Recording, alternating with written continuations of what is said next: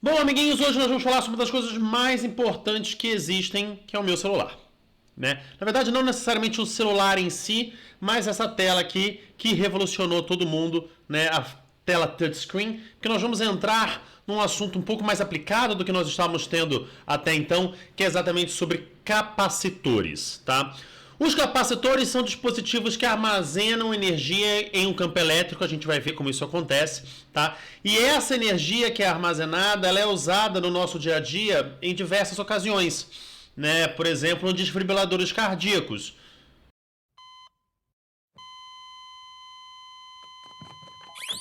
Clear. No, you do stuff up here. Clear. Clear. Que eu espero que vocês não tenham contato com isso tão proximamente, né? Talvez só no episódio de Grey's Anatomy, sei lá, ou algo do gênero, tá? Ou flash de câmera, que vocês também não têm muito mais contato com isso, porque hoje em dia a gente usa o nosso celular para tudo, né? A não ser que você seja tipo uma pessoa famosa, tal, vai naquele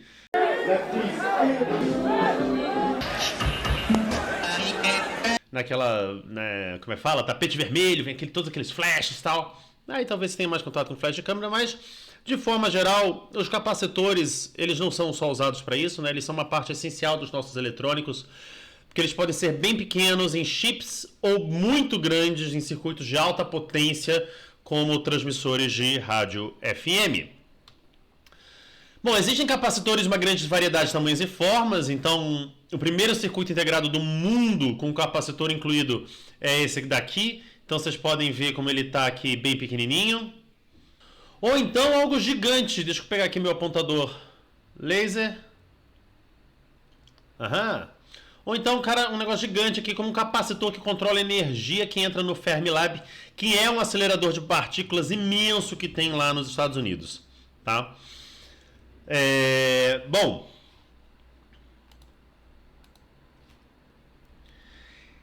isso aqui é um capacitor que a gente está mais acostumado a ver em laboratórios, né, de física básica, em alguns circuitos ou coisas do gênero.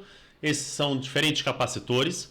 Mas, de forma geral, os capacitores, a gente fala que um capacitor são dois condutores, tá, separados, geralmente chamados de placa, independente do formato dele, se é esférico, se é cilíndrico, se é, sei lá, como vai ser o formato dele. A gente sempre vai chamar esses dois condutores de placas de capacitores. Ok? Então, o esquema do capacitor está dado ali, e por isso o símbolo dele é exatamente algo assim, ó. Então, isso daqui representa um capacitor dentro de um circuito elétrico, tá?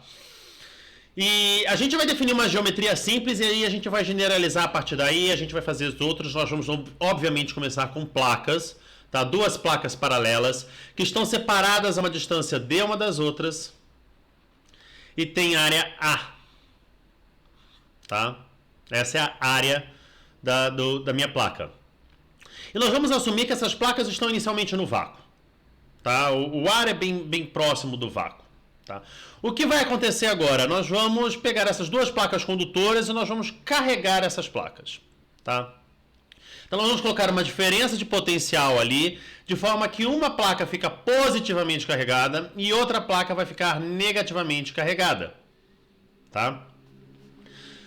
A carga da placa de cima é sempre em módulo igual à carga da placa de baixo, pelo amor de Deus, hein?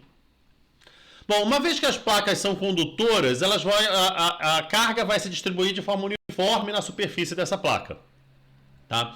E o potencial, ele é proporcional à quantidade de carga na placa. Que potencial é esse? Esse potencial, essa diferença de potencial entre as placas, ele vai ser uma constante vezes a carga, tá, em módulo, né, das cargas, da placa, perdão.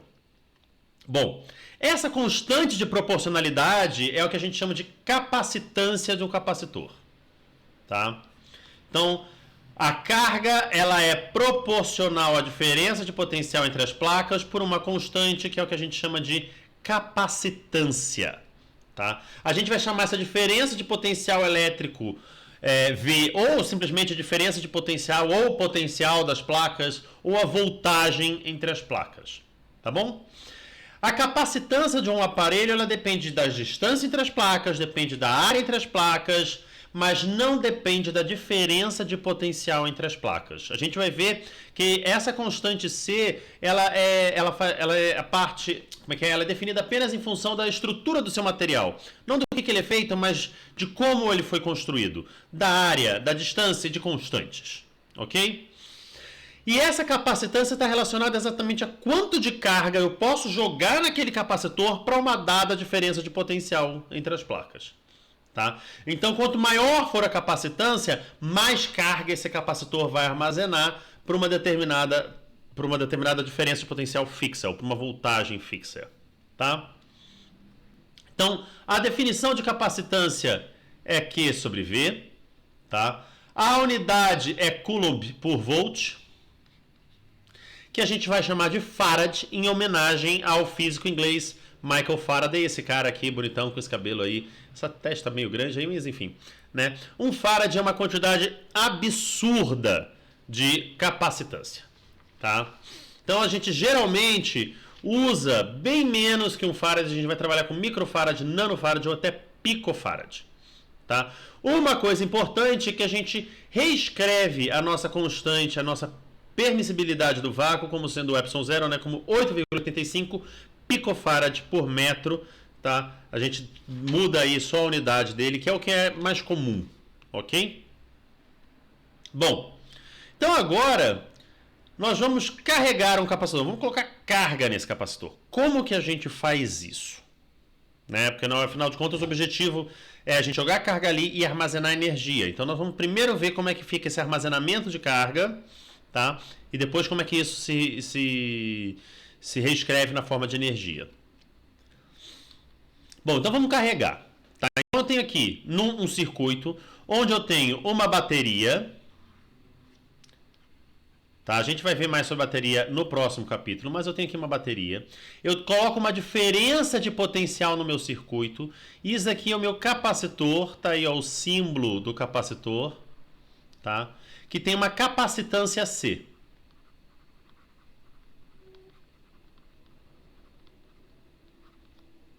Ok? Todas essas linhas aqui são condutores, tá? Ou seja, conduzem a minha eletricidade de forma perfeita. Ok? E isso daqui é uma chave. Eu posso conectar essa chave em A, eu posso conectar essa chave em B. Com o meu circuito aberto, tá? Sem nada, não tem nada acontecendo, nem o meu capacitor tá inicialmente, vou considerar ele inicialmente sem carga, mas nada está acontecendo porque o circuito, a gente fala que o circuito está aberto, tá? Quando eu pego essa minha chave, conecto aqui em A, pronto, agora eu fechei o meu circuito. Então essa diferença de potencial aqui está atuando também no meu capacitor, tá? Então eu agora vou carregar o meu capacitor, porque aqui eu tenho algo que está positivamente carregado, aqui eu tenho algo que está negativamente carregado. Tá? Então esse carinha aqui que está positivamente carregado, isso daqui vai gerar um campo elétrico que vai atrair os meus elétrons todos para cá. Aí meus elétrons vão vir aqui, vamos lá, olha lá, está positivo, vamos para lá, vamos para lá, vamos para lá. Conforme os elétrons vão indo para lá, essa placa aqui de cima vai ficar positivamente carregada. Ok?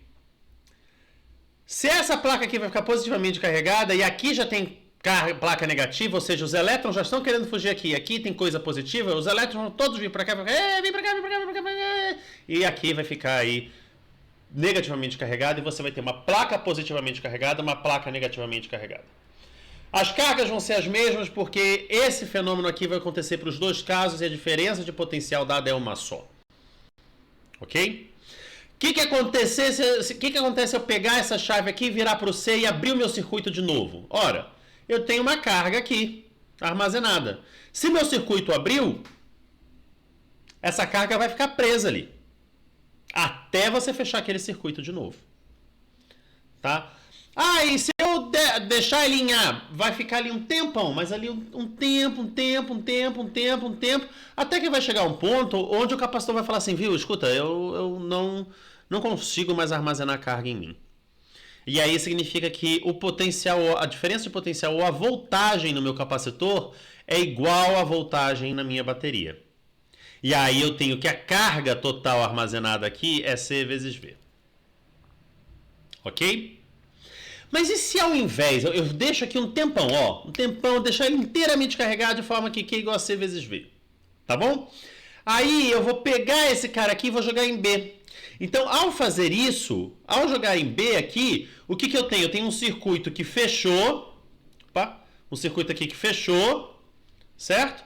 E a carga positiva aqui, nesse cara, os meus elétrons vão sair daqui e vão vir aqui, querer encontrar a carga positiva que estava aqui e se recombinar.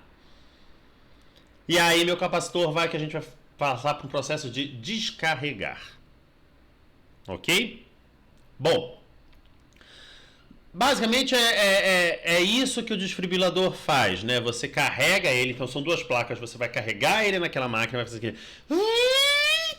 Aí carregou ele, você joga na pessoa e descarrega ali naquela pessoa, passa uma corrente ali, passa corrente no coração, que se tudo der certo, se Deus quiser, a pessoa aí volta à vida, né?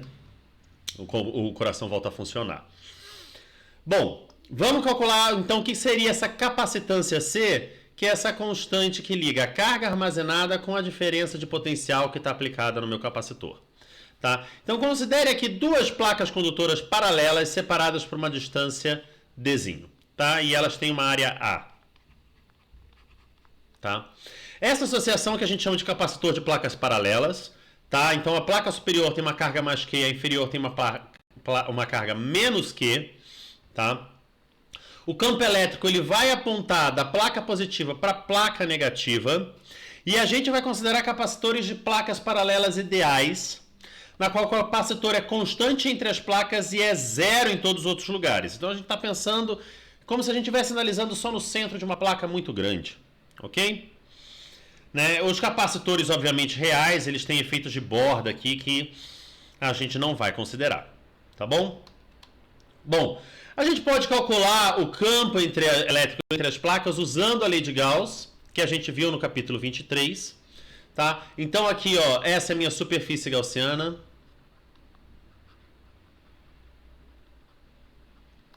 Tá bom? Essa linha vermelha tracejada. O campo elétrico está aqui. Sai da positiva, vai para a negativa. Então eu vou calcular o fluxo, a integral de EdA é igual a carga interna sobre ε0, certo? O meu dA está apontando para cá também. Então isso aqui vai ficar a integral de EdA sem vetor, tá? Esse campo aqui, ele tem que ser constante por simetria, então você tira ele da integral. Isso aqui vai ficar EdA, isso aqui vai ficar E vezes a área do meu capacitor. E vezes a área é igual a carga interna sobre ε0, certo? A carga interna aqui é exatamente a carga total que está na placa, então E é igual a Q sobre è0A, que a gente viu, né? A gente viu, na verdade, sigma sobre ε0, mas é exatamente a mesma coisa. Lembrando que isso, nós estamos com placas condutoras, então o campo elétrico aqui dentro é zero, tá? E eu já mostrei para vocês como que a gente chega nesse resultado lá no capítulo 23, ok? Bom, então eu sei que o campo é sigma sobre ε0, beleza? Bom, agora que a gente calculou o campo elétrico, a gente vai calcular a diferença de potencial, tá? A diferença de potencial V é V final menos V inicial. Nós vamos sair aqui da placa positiva em direção à placa negativa, tá? Então isso aqui vai ser, V mais menos V menos, ou seja, né, eu estou saindo a diferença de potencial da placa de maior potencial para de menor potencial. Então esse cara daqui está indo do menos para o mais, ou inverteu e trocou o sinal, estou indo do mais para o menos. E agora, olha, o meu elemento infinitesimal aqui, ds, está apontando junto na direção do meu campo elétrico E. Então, E escalar ds vai virar simplesmente EdS da placa positiva para a placa negativa. E isso daqui vai dar simplesmente, o campo é constante aqui dentro, sigma sobre ε0, então vai ficar E vezes D, né? Porque isso aqui sai da minha integral, então fica E vezes ds. Essa é a distância entre as placas, é E vezes D. O meu campo E a gente viu que é sigma sobre ε0 vezes D, que é QD sobre ε0A. Isso daqui é a diferença de potencial. Olha que a diferença de potencial eu defini como sendo...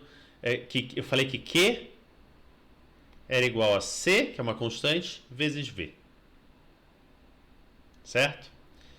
Então, olha só, eu tenho V do lado de cá, eu tenho Q do lado de cá, certo? Então, V é igual a Q sobre C. Então, esse carinha daqui, ó, é 1 sobre a minha capacitância, está aqui, ó, a capacitância ε0A sobre D. Então, olha, são os fatores, a capacitância depende apenas dos fatores geométricos, tá, do seu capacitor, não da voltagem no seu capacitor. Para vocês terem uma noção de ordem de grandeza agora, tá? Se eu quero uma capacitância de 1 farad, lembra que eu falei que 1 farad é coisa para burro? Então, olha só, se eu quiser uma capacitância de 1 farad e as placas, note que a capacitância é inversamente proporcional à distância. Então, vou pegar uma distância pequenininha para ficar uma capacitância grande, né? Para eu não precisar ter uma área tão grande para dar 1 farad. Então, vou pegar aqui, ó, 1 milímetro. Vocês têm noção qual é a área que a gente vai precisar? A gente vai precisar de uma área de aproximadamente 100 quilômetros quadrados. 1 farad é coisa para burro. E essa área, a essa distância, essas duas placas dessa área, essa distância, absolutamente proibitivo. Bom, mas existem outras formas, outros tipos de capacitores que a gente pode construir. Eles não precisam ser necessariamente de placas paralelas. Eu posso ter um capacitor cilíndrico. Então, considere aqui um capacitor construído com 2 cilindros condutores coaxiais, tá? Ou seja, tem o mesmo eixo, tá? De comprimento L, então isso aqui é um cabo coaxial, tá? É um capacitor cilíndrico. E o cilindro interno tem um raio R1, o cilindro externo tem um raio R2, tá? E ambos os cilindros possuem carga por unidade de comprimento lambda, sendo que o cilindro interno tem uma carga, tem um mais lambda e o externo tem um menos lambda. Ok? Primeira coisa que a gente tem que fazer, achar o campo entre as placas do seu capacitor. Então esse é um problema de um cilindro, simetria cilíndrica. Então olha só, aqui dentro está o meu cilindro positivamente carregado, aqui fora está o meu cilindro negativamente carregado. Essa coisa vermelha aqui é a minha superfície gaussiana, tá? E eu sei, pela simetria do problema, que o campo elétrico, na verdade, pela física mesmo, né, que o campo elétrico sai da positiva em direção à negativa, e pela simetria que ele tem esse sentido radial. Então eu tracei uma superfície gaussiana, que é essa vermelhona aqui, é uma superfície gaussiana do tamanho do meu cilindro, tá? Que tem o mesmo eixo central de raio Rzinho. Então tenho R1, R2 e eu tenho Rzinho, tá? E eu agora vou fazer o cálculo do fluxo, que é a integral numa superfície fechada de E escalar dA, isso é a carga interna sobre ε0, tá? O campo, como ele tem no sentido radial, só vai me interessar a integral, né, no corpo do meu cilindro. Então, essa superfície fechada vai passar a ser apenas do corpo do cilindro, que por simetria, o campo elétrico em toda essa superfície tem que ser o mesmo. Então, isso daqui vai ficar E vezes a área. Que área? A área do corpo do meu cilindro, que é o cilindro vermelho. Então, é 2πr vezes o tamanho do meu cilindro. Isso é igual a carga interna sobre ε0. Carga interna vai ser a minha densidade de carga lambda vezes o tamanho do cilindro. Então, note que eu vou cortar aqui. E eu tenho que o campo elétrico é lambda sobre 2πε0r. Tendo agora o campo elétrico entre os dois cilindros, eu posso achar a diferença de potencial. Então, de novo, o meu ΔV é um V mais menos um V menos, certo? Então, isso é menos R2 até R1 é menos de R menos até R mais.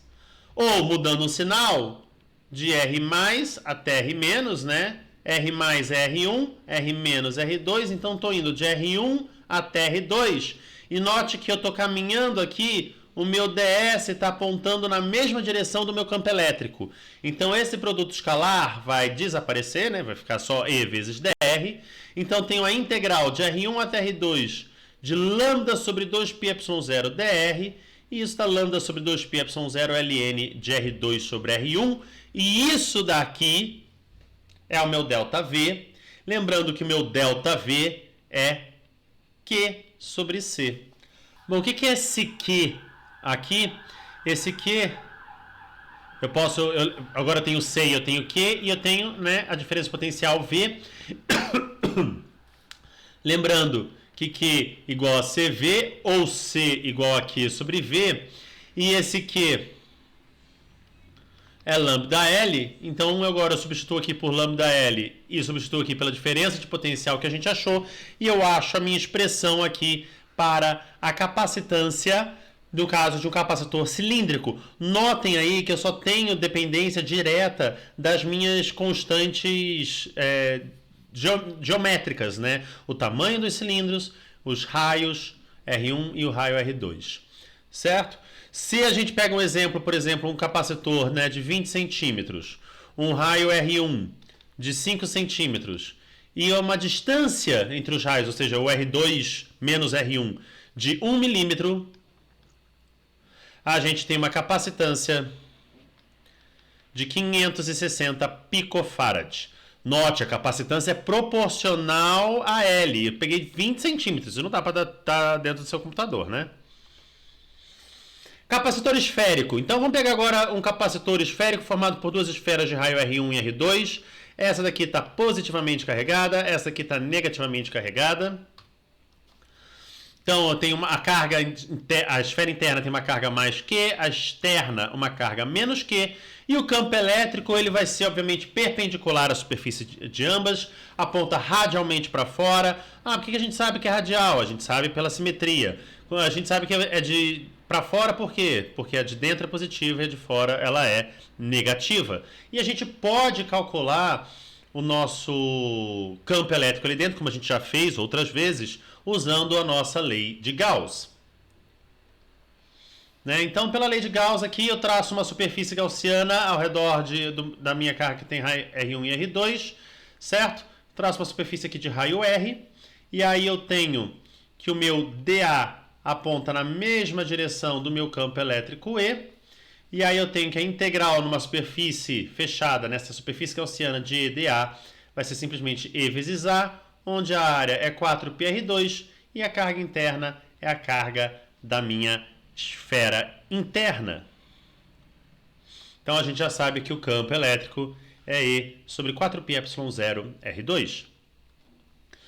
Bom, para eu conseguir o potencial elétrico, eu vou fazer exatamente igual, a diferença potencial, né? Fazer exatamente igual ao que eu fiz no caso do meu cilindro.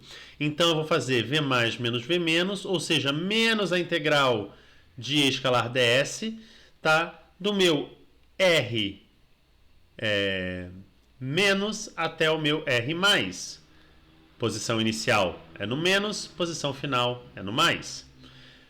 Troco o sinal e inverto, então vou de R mais até R menos. Então agora eu estou caminhando na mesma direção do E. Então E escalar ds vai virar um EDR entre R1 e R2. Isso daqui vai me dar, agora substituindo, né? Q sobre 4πε0r2 dr entre R1 e R2.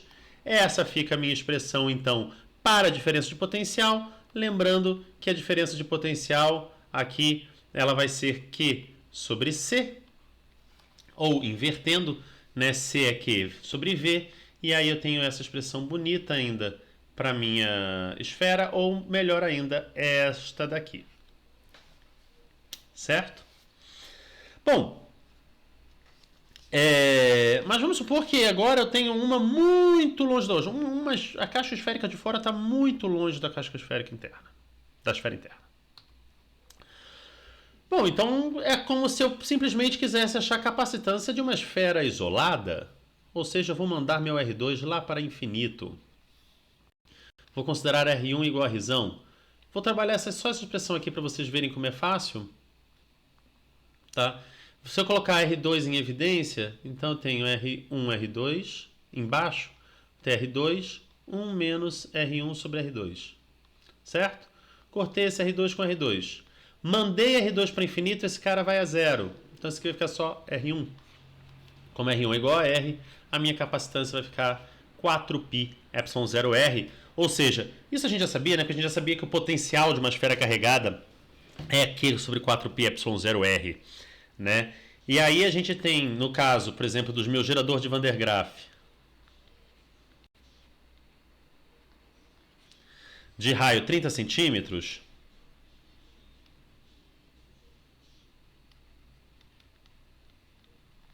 a gente tem que a capacitância vai dar de 30 picofarad.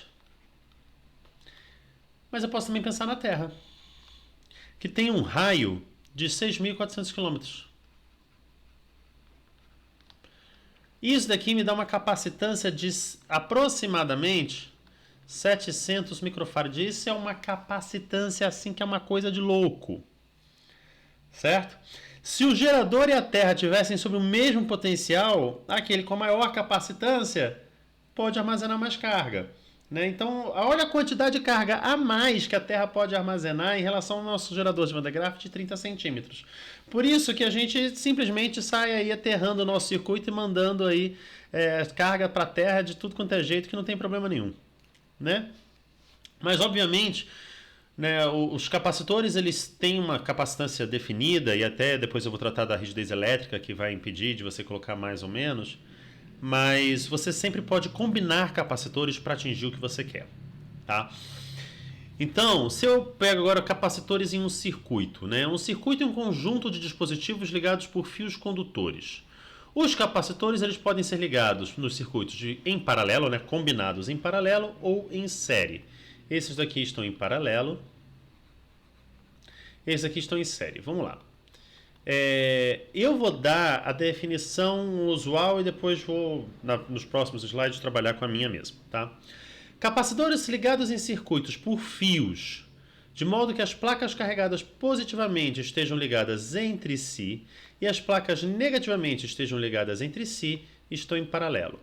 Então isso aqui é positivo, a gente vai ver que isso aqui vai ficar positivo, isso aqui positivo, isso aqui positivo. Olha só, as placas positivas estão ligadas entre si, placa negativa ligada entre si, paralelo. Em série a gente vai ver que essa placa fica positiva, essa negativa, essa aqui de baixo positiva, essa negativa, essa positiva, essa negativa. Quando a negativa está ligada com a positiva, aí os nossos capacitores estão em série. Tá? Mas vamos ver aí como é que eu sei qual que é positiva e qual que é negativa para falar para vocês qual que é paralelo, qual que é em série. Tá? Começar com capacitores em paralelo, então. Então vamos considerar aqui um circuito com 3 capacitores, tá? Ligados em paralelo. C1, C2 e C3. Ok? Cada um deles tem uma placa ligada a um terminal positivo. Então, essa placa aqui está ligada a esse cara positivo aqui. Essa daqui está o positivo, essa aqui está ligada no positivo. O que vai acontecer? Os elétrons vão falar assim, pô, tem uma placa positiva lá, vamos para lá. Quando os elétrons começarem a sair daqui para vir para cá, essas placas vai sobrar falta de elétron, né? Vai ter falta de elétron, então elas vão ficar positivamente carregadas. E aí os elétrons do outro lado vão pensar, pô, tem placa positiva ali, vai todo mundo vir para cá. Ó. Percebem? Então as placas positivas estão ligadas, as placas negativas estão ligadas. Agora, o jeito mais correto da gente ver é que todos estão sob uma mesma diferença de potencial. Um condutor, ele é uma superfície equipotencial. Então esse fio todo aqui, todo esse fio aqui tem que estar numa mesma, se ele estiver em equilíbrio eletrostático, né, tem que estar no mesmo potencial. E todo esse pessoal aqui também no mesmo potencial. Significa que a diferença de potencial em todos esses capacitores é exatamente igual e é a diferença potencial da bateria. Certo? Cada capacitor tem uma capacitância distinta, então eles armazenam cargas distintas, mas eles estão com uma mesma diferença de potencial. Então vou ter aqui, ó, que Q1 é C1V1, C1 vezes V, Q2 é C2 vezes V e Q3 é C3 vezes V. Você fala assim, tá, professor, eu combinei eles em paralelo. Isso me permite que eu armazene carga separada em cada um deles? Sim. Isso permite que eu armazene uma carga ainda maior, porque se eu vou pegar a carga total agora que eu tenho no meu circuito, é Q1 mais Q2 mais Q3. Sim. E vamos lembrar que Q é igual a CV, né, professor? É igual a CV. Então vou ter que Q1 é C1V, Q2 é C2V, Q3 é igual a C3V. Olha só. Então, se eu pego a carga total, que é Q1 mais Q2 mais Q3, isso daqui vai ser C1V mais C2V mais C3V, que é igual a C1 mais C2 mais C3 vezes V, ou, isso aqui tem tudo unidade de capacitância, é como se eu tivesse um capacitor só, eu vou chamar de capacitor, que tem uma capacitância chamada de capacitância equivalente, vezes a diferença potencial. É como se eu pudesse substituir esses 3 capacitores em paralelo por um único capacitor no meu circuito, que eu chamo de capacitor equivalente. Qual vai ser a capacitância desse capacitor equivalente? A soma da capacitância de todos. Galera toda somada. Beleza? Então, sempre que eu tiver capacitores em paralelos, eu posso reescrever esse circuito como sendo um único capacitor, cuja capacitância equivalente é dada pela soma das capacitâncias individuais de cada um dos capacitores. Fácil. Capacitores em séries. Agora eu estou aqui com 3 capacitores em séries. Essa placa aqui está conectada ao meu potencial positivo. Então os elétrons aqui vão falar, uhul, vão para lá. Vai faltar elétron aqui. Então vai sobrar carga positiva aqui. Esse cara aqui não está conectado diretamente ao circuito. Mas olha só, tem um monte de carga positiva aqui. Vamos para lá? Vamos. Aí os elétrons vão vir todos para cá.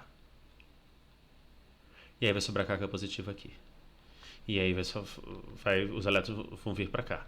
Vai sobrar carga positiva aqui, os elétrons vão vir para cá. E aí você vai ter uma situação onde você vai ter uma carga aqui. Obviamente eu não posso chamar todo mundo, não posso chamar mais do que eu já tenho. Então se eu tenho mais Q, chamei menos Q.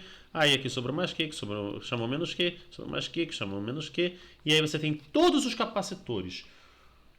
Todos os capacitores têm exatamente a mesma carga. A mesma carga. Eles estão em série. A diferença de potencial aqui, se eles têm capacitâncias diferentes, mas a mesma carga, a diferença de potencial não é a mesma. Aqui eu vou ter V1, aqui eu vou ter V2, aqui eu vou ter V3. Mas eu sei que a diferença de potencial de V1 mais V2 mais V3 tem que dar a diferença de potencial total, que é dada pela nossa bateria. Então V igual a V1 mais V2 mais V3, que é Q sobre C1 mais Q sobre C2 mais Q sobre C3, que é igual a Q, 1 sobre C1 mais 1 sobre C2 mais 1 sobre C3. Certo? Então eu vou agora substituir esse cara daqui por 1 sobre um C equivalente. É como se eu substituísse aqueles 3 capacitores que eu tinha em série por um único capacitor, cuja capacitância, 1 sobre a capacitância equivalente, é a somatória de 1 sobre a capacitância. É a somatória de 1 sobre a capacitância de cada um deles. Certo? Então, se você está lá com o circuito e você vê um monte de capacitor em série, bom, substitua todos por um único capacitor equivalente. Bom, como eu falei, a grande questão aqui é que o capacitor armazena energia. Onde que esse capacitor armazena energia? Armazena energia no campo elétrico dele. Certo? Bom, e como é que eu posso mostrar isso? Bom, vamos pensar o seguinte. Para eu colocar uma carga ali, armazenar aquela carga naquele capacitor, a minha bateria teve que realizar um trabalho. Tá? Então a gente pode pensar nesse trabalho como a variação da energia potencial elétrica do capacitor. Então vamos pensar isso bem devagarzinho, de tal forma que a gente possa fazer eletrostaticamente, onde você vai ter um capacitor a uma determinada diferença potencial V, você vai vir aqui e você vai colocar a mais um elemento infinitesimal de carga dQ. Em um determinado momento, ele estava inicialmente com uma carga Q, uma diferença potencial V, e aí a bateria veio ali e colocou mais um pouquinho de carga. Para isso, ela precisou realizar um pouquinho de trabalho. Certo? Lembrando que o trabalho realizado pela bateria vai ser a diferença potencial vezes dQ. Qual a diferença potencial? A diferença potencial que ele tinha aqui, que é dado por Q sobre C dQ. Se eu quiser agora calcular o trabalho total, é só eu integrar o meu trabalho, ou seja, vou integrar esse cara daqui de 0, que o capacitor estava inicialmente descarregado, até uma carga total. Isso vai me dar 1/2 da carga total ao quadrado sobre C. Esse trabalho é armazenado como uma energia potencial elétrica do meu capacitor, que pode ser Q quadrado sobre C, ou se você pegar e substituir Q igual a CV, aqui você vai ter meio de CV ao quadrado ou meio de Q vezes V. Ok? Bom, vou pegar, eu posso, ao invés da energia potencial total, eu posso pegar a densidade de energia no capacitor, então é só pegar e dividir pelo volume, e aí eu vou trabalhar isso inicialmente para um capacitor de placas paralelas, certo? Qual que é o volume de placas paralelas? A área vezes a distância entre as placas, certo? Então substitui aqui meio de C vezes V ao quadrado sobre AD, e eu tenho essa expressão aqui. Mas a capacitância de placas paralelas é ε0A sobre D. Então substitui agora esse cara aqui. Então eu vou ter ε0A sobre dv quadrado sobre 2AD. Isso aqui vai me dar 1/2 de ε0v sobre d ao quadrado. Poxa, mas o campo ele é constante entre as placas paralelas. E a diferença de potencial vai ser simplesmente E vezes D. Então E é V sobre D. Olha só, você chegou na expressão que a densidade de energia potencial elétrica no capacitor de placas paralelas é 1/2 de ε0 vezes E ao quadrado. Olha aqui o seu campo elétrico aparecendo. Esse resultado que eu derivei apenas para placas paralelas. Mas ele é válido para qualquer campo elétrico. Não importa a maneira como foi produzido, se você tem um campo elétrico, você vai ter uma energia potencial no campo elétrico por unidade de volume dado por essa expressão aqui, gente. Isso é absolutamente geral, tá? Isso aqui foi derivado para o campo elétrico, mas enfim, ok? Bom, agora, os capacitores que a gente discutiu até aqui têm um ar entre as placas, ou melhor dizendo, um vácuo mesmo entre as placas. Porém, a maior parte dos capacitores que a gente tem, eles têm um material isolante entre as placas, que a gente chama de dielétrico. E o dielétrico ele tem várias finalidades. Primeiro, que é uma maneira conveniente de manter uma separação mecânica entre as placas. Então, muitos dos capacitores, eles são do seguinte jeito. Você põe um dielétrico entre elas, então são placas paralelas mesmo, e você enrola ele para ele ficar pequenininho. Então são placas finas com dielétrico fino e você enrola, né, uma placa grande, você vai enrolando para ele ficar pequenininho ali dentro. Bom, a outra coisa é que ele oferece isolamento elétrico entre as duas placas. Tá? Isso é importante, porque se encostar uma na outra, obviamente, né, ou se estiver muito próximo, você pode fazer com que a carga crie um campo forte o suficiente, e aí vai surgir uma faísca, e essa faísca vai descarregar o seu capacitor, não é isso que você quer. Então, ele permite que o capacitor suporte uma voltagem maior, aumentando a capacidade do capacitor e se beneficiando da estrutura molecular do material dielétrico. Por quê? Os dielétricos eles são isolantes, então eles podem ser tanto polares quanto apolares, certo? Algo polar, por exemplo, a água é um dielétrico, certo? Então ele tem um lado positivo e um lado negativo. Sem o campo elétrico presente, tá? Elas ficam todas ali bagunçadas, desordenadas, porque você tem ali a agitação térmica que não faz com que tenha um alinhamento. Quando eu ponho um campo elétrico externo, por exemplo, se eu ponho entre duas placas de capacitor e ponho o campo elétrico externo, ele tende a alinhar os momentos de dipolo. Então o positivo tende a ficar aqui, o negativo tende a ficar para cá, tá vendo? Ó, positivo, positivo, positivo, negativo, negativo, negativo. Bom, mas aí vai ser induzido um campo elétrico no sentido contrário. Então você está baixando o campo elétrico entre as placas do seu capacitor. Certo? E isso no caso de se o dielétrico for polar. Se for apolar, o processo é o mesmo, mas não é tão eficiente assim. Então você tem um átomo neutro, você põe um campo elétrico, e aí a nuvem eletrônica vai se distorcer.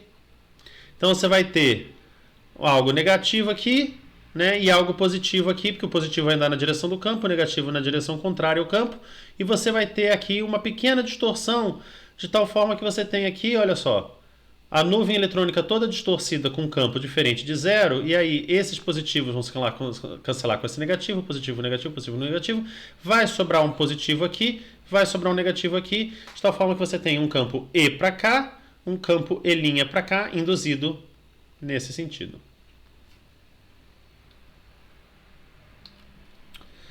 Então, colocar um dielétrico no espaço entre as placas do capacitor aumenta a capacitância do capacitor por um fator numérico chamado de constante dielétrica. A gente já vai ver isso daqui em detalhes. Tá? E a gente pode expressar a capacitância de um capacitor com dielétrico em função do meu capacitor sem nada entre as placas, com ar entre as placas. Então, o capacitor com dielétrico é simplesmente o meu kappa vezes ser ar, onde esse kappa é maior do que 1. Por isso que a gente fala que o dielétrico aumenta a capacitância do meu capacitor.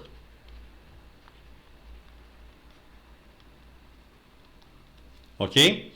Bom, o preenchimento entre as placas de um capacitor com dielétrico tem o efeito de baixar o campo elétrico, como a gente viu, e permitir que mais carga seja armazenada no capacitor. Vai ter exemplo onde vai deixar isso mais claro, mas eu vou mostrar para vocês o seguinte, olha só. Aqui eu tenho caso sem dielétrico, só com ar. Ok? Bom, então a gente sabe achar o campo elétrico pela lei de Gauss, só pegar a carga interna na superfície, carga aqui. Agora eu coloquei um dielétrico aqui. Gente, eu coloquei um dielétrico, eu induzi esse processo aqui de polarização de forma que ficou uma carga negativa para cá, uma carga positiva para cá. Olha só, ficou com uma carguinha aqui. Só que o dielétrico é isolante, ele não é um condutor. Então ele não vai induzir essa carga negativa que vai chegar ali, não é a mesma carga que você tem na placa. Ela é uma carga menor. Então, eu chamei isso aqui de Q' e de Q de tal forma que a carga interna à minha superfície vai ser Q, né, que é maior que zero, menos Q', que é aqui negativa. Como eu falei, ele não vai induzir exatamente igual. Então eu vou chamar assim, Q' é um B vezes Q. Ele induziu uma carga um pouco menor do que Q. Tanto que eu falei que B é menor do que 1. Pode, um pouco menor não, na verdade é bem menor. Tá? De forma que eu tenho aqui, ó, que Q menos Q' vai ficar 1 menos B vezes Q. E aí, 1 menos B vezes Q, esse cara daqui, certo? B é menor do que 1, esse cara aqui é positivo, ok? Mas esse cara daqui também vai ser menor do que 1. De forma que 1 sobre 1 menos B é maior do que 1. E esse cara daqui, 1 sobre 1 menos B, eu chamo de kappa. Certo? E aí eu fico que o meu E é Q sobre kappa ε0A, que é E sobre kappa. Ok? Ainda a gente pode fazer uma mudança onde a gente geralmente escreve, como quando a gente trabalha com campos elétricos dentro de materiais, a gente costuma trabalhar com vetor deslocamento elétrico e não com campo elétrico, mas enfim, isso não tem problema. Mas, de fato, é importante você pensar o seguinte, quando você tem um campo elétrico na presença, quando você tem um dielétrico na presença entre as placas do capacitor, ou quando você está trabalhando com um material isolante, aqui você tinha permissividade elétrica do vácuo. Agora você vai ter permissividade do material dielétrico, que é kappa vezes ε0. Então, em tudo que você pensar, se você olhar sem dielétrico, ε0. Se você olhar com dielétrico, kappa vezes ε0. Ah, placas paralelas. Capacitância. ε0A vezes D. Com dielétrico, kappa ε0A vezes D ou kappa vezes a capacitância do ar. Viram?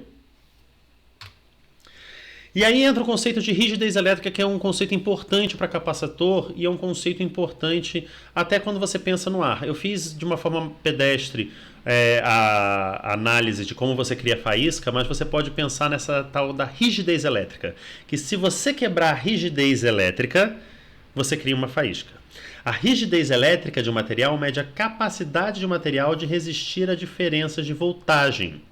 Se a voltagem em um dielétrico excede a rigidez, o dielétrico é eletricamente rompido e ele começa a conduzir carga, que é a faísca. Então, o capacitor ele tem um limite de diferença de potencial que você pode colocar ali, antes de você romper a rigidez elétrica e aí criar uma faísca unindo as cargas e você perdeu o armazenamento de carga. Uma carga encontrou a outra e você não tem mais um campo elétrico ali entre as duas. Pronto, acabou a graça. Né? Então, o dielétrico faz o quê? Ele vai diminuir o campo elétrico ali. Ao diminuir o campo elétrico ali, ele permite que você aumente a diferença potencial e permite que você ponha mais carga no seu capacitor sem que a voltagem máxima dele seja atingida. Certo? Então ele permite que um capacitor forneça uma capacitância tal capaz de ceder a voltagem necessária sem que ele seja rompido. Então um capacitor normalmente especificado pela capacitância e pela tensão nominal ou a tensão máxima que você pode colocar ele, que obviamente está ligado à carga máxima que você consegue armazenar dentro de um capacitor.